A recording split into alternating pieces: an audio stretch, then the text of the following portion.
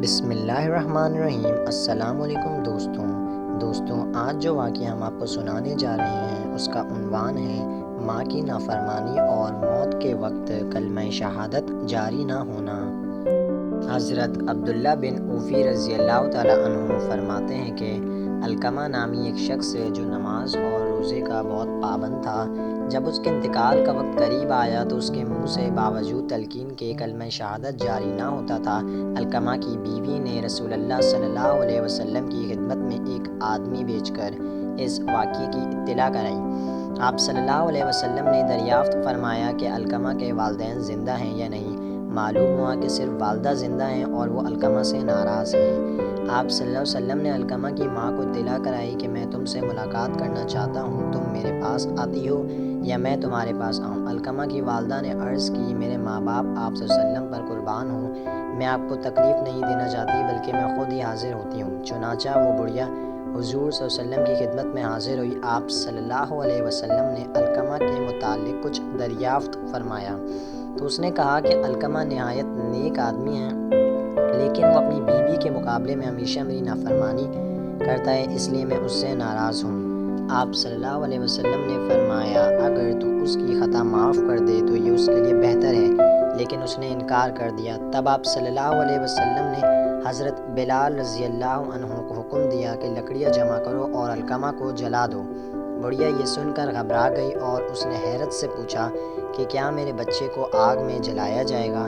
آپ صلی اللہ علیہ وسلم نے فرمایا، ہاں، اللہ کے عذاب کے مقابلے میں ہمارا عذاب ہلکا ہے۔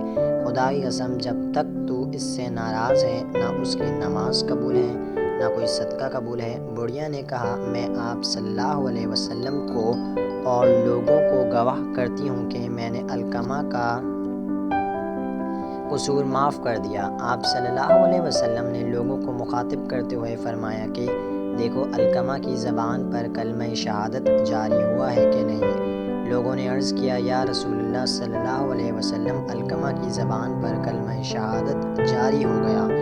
سبحان اللہ! اور کلمہ شہادت کے ساتھ انہوں نے انتقال فرمایا۔ آپ صلی اللہ علیہ وسلم نے علقمہ کے غسل و کفن کا حکم دیا اور خود جنازے کے ساتھ تشریف لے گئے اور علقمہ کو دفن کرنے کے بعد فرمایا، مہاجرین و انصار میں سے جس شخص نے اپنی ماں کی نافرمانی کی یا اس کو تکلیف پہنچائی تو اس پر اللہ کی لعنت، فرشتوں کی لعنت اور سب لوگوں کی لعنت ہوتی ہے۔ اللہ تعالیٰ نہ اس کا فرض قبول کرتا ہے نہ نفل، یہاں تک کہ وہ اللہ سے توبہ کرے اور اپنی ماں کے ساتھ نیکی کرے اور جس طرح بھی ممکن ہو اس کو راضی کرے۔ اس کی رضا ماں کی رضا مندی پر موقوف ہے اور اللہ تعالیٰ کا غصہ اس کے غصے میں پوشیدہ ہے۔